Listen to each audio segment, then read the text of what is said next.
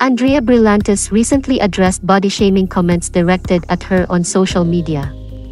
The criticism sparked due to her slim arms, which garnered attention. Andrea bravely discussed it during an interview at the contract renewal signing for the beauty product. "Dear face, yung mga sinasabi nila na it's because I lost almost 20 pounds. Lumit na siya because of what I did with Bello, but I also lost a lot of weight.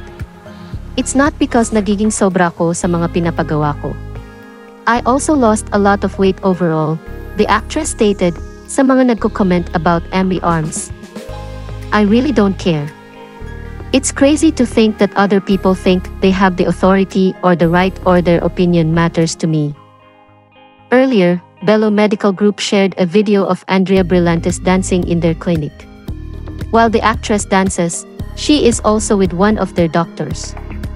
The funny video has a caption that reads, "Walking in for your routine facial after missing your last 6 appointments." Moreover, the said clip has gone viral and also received comments from netizens. Many netizens appreciated Andrea's goofy personality.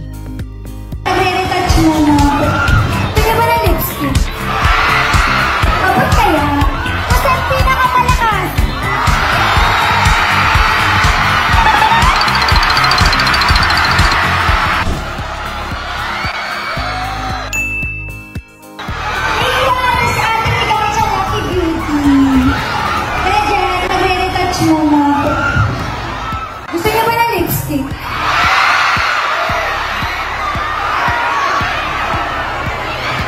Abot kaya?